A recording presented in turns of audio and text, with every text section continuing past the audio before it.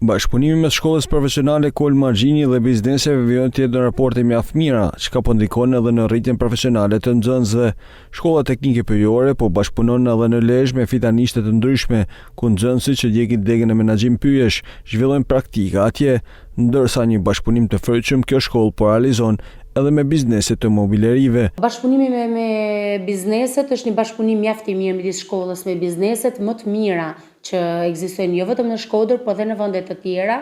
Kemi përfshirë edhe Lezhën me fidanishtat e ndryshme ku dërgohen nxënësit e drejtimit të pyjeve kryesisht, ndërsa pjesën e Shkodrës e përdorim më shumë për drejtimin e përpunimit të drurit, ku në mobileri të ndryshme nxënësit tanë ndjekin praktikën mësimore 2 herë në javë. Krahas praktikës, nxënësit po marrin edhe një pagesë nga bizneset. Jo vetëm praktikën mësimore për nxënësit, por edhe një mbështetje financiare për ta nxënës, e cila i ka stimuluar dhe i ka ndikuar që ta ndjekin edhe më shumë dëshirë të praktikë profesionale. Drejtoresha e shkollës thekson se interesi i bizneseve për të punësuar nxënësit nga kjo shkollë është gjithnjë në rritje.